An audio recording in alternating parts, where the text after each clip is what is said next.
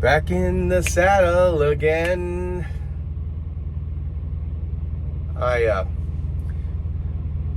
This feels good. Feels good to be back. I got my first load back in the saddle complete yesterday, and I'm at the pilot outside of Nampa, Idaho. Nice still. As long as I've been trucking, I don't know the damn names of the towns I'm in. But I'm back.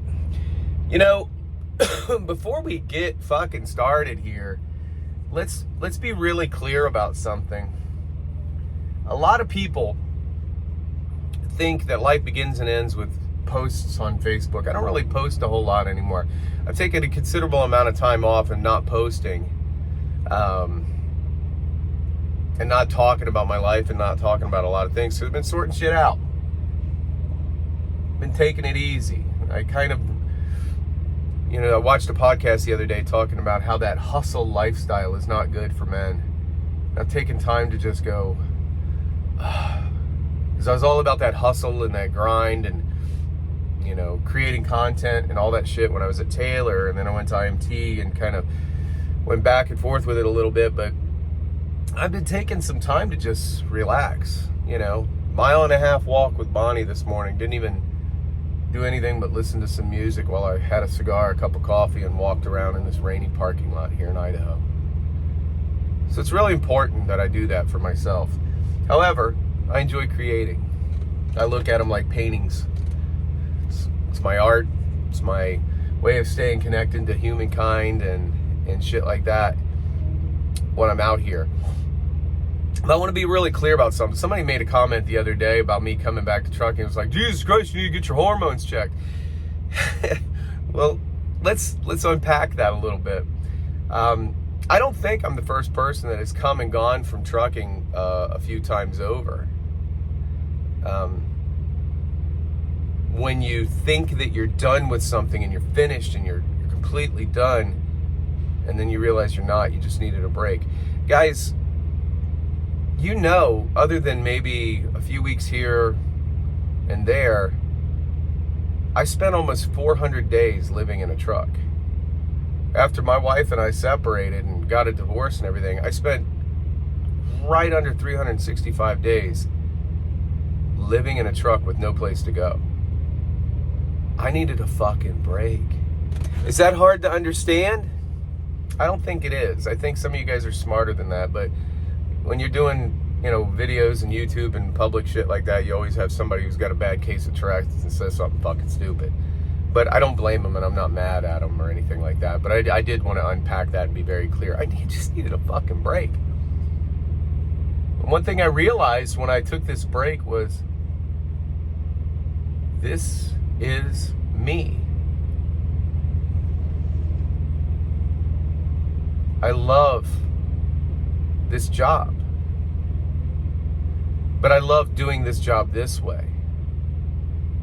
I can't do a version of this job, a cut down, slap down version of this job just for a paycheck. Guys, I left trucking to take a job as a transportation supervisor making a base salary of $85,000 a year and home every night. It was the most miserable fucking almost a month of my life. Not to mention it's in Washington State, to where I had drivers that wouldn't show up for work, and the only way this company wanted to handle it was me cover their shift.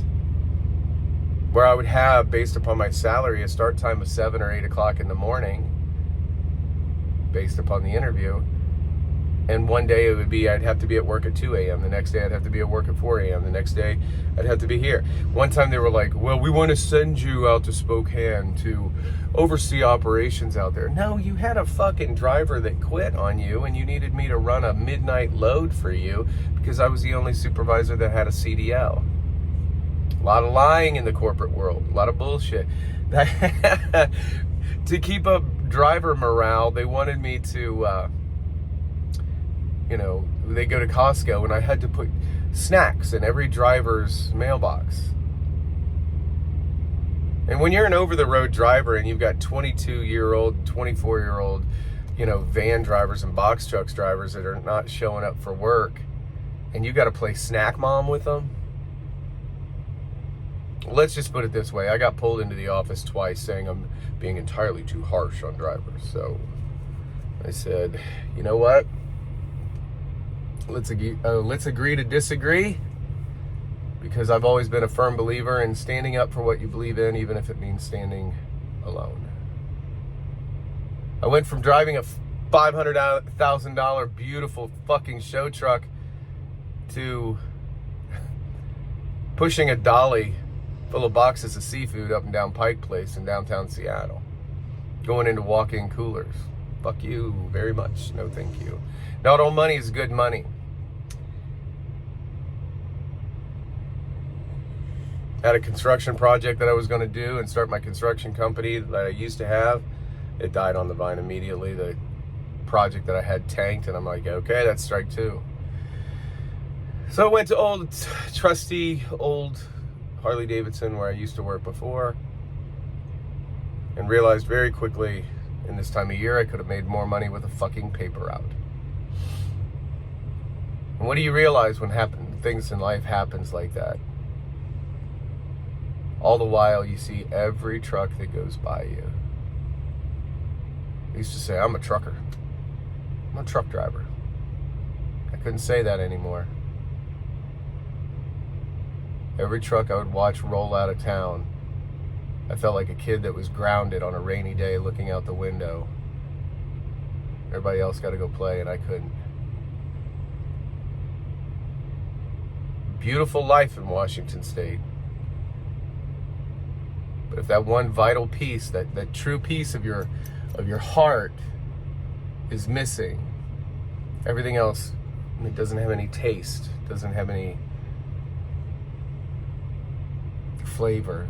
It's just, you're not quenching that thirst. And then what happens? You become a very, very shitty version of who you're supposed to be.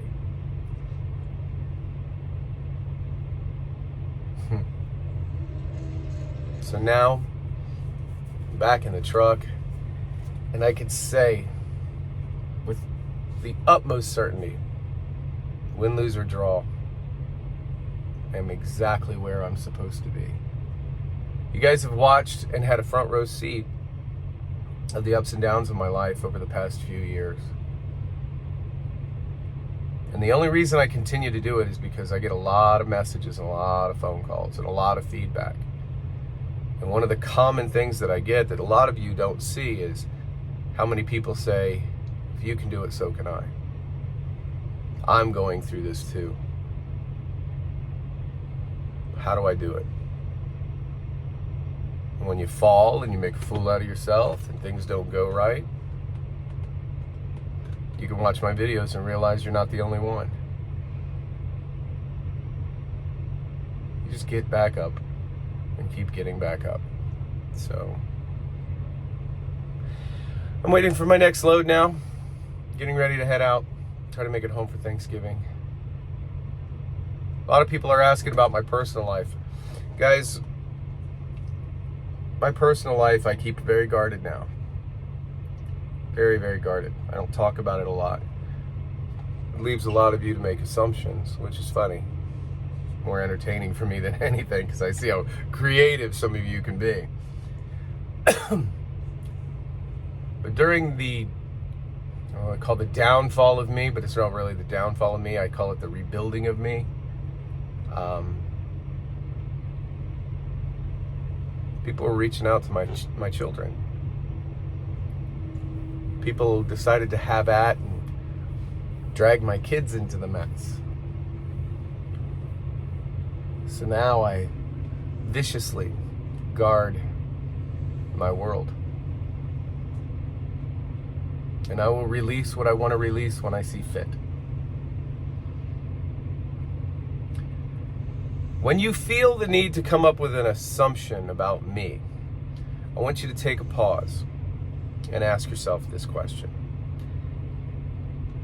I want you to take 1 year of your Facebook posts, scroll through them, write them all down, put them on a sheet of paper, every post that you make. and read them and realize, is that an accurate description of your life? Is that the entire story? Is that encompassing all the subtle nuances of your life? It is not. It's the cliff notes, like we used to have in high school. The little cliff notes of your life. So think about that when judging one another based upon their Facebook. Oh, they must be having problems. He hasn't posted a picture of him and her together in months. Really? Or is there other reasons? People issue on Facebook what they want you to know and guard what they don't want you to know. Or hide what they don't want you to know. Or protect what they don't want you to know. The only thing I think when people say stuff like that to me on Facebook is, oh, you must be new to the internet, aren't you? So, anyway, here I am. Here I go. And I'm happy. I'm loved beyond measure by the people that matter the most to me. The people that support me, I appreciate more than anything. And the people that I don't, I wish them well. I use them for fuel to keep going, because it's a surefire sign that you're doing something right. You're pissing somebody off. But other than that, I'm going to sip my old 100-mile coffee here and wait for old John, my dispatcher, to point me in the right direction. So, guys, I love you. I hope you're doing well. I hope you're happy, healthy, loving and living life. Old Bonnie and I'll see you on the back home.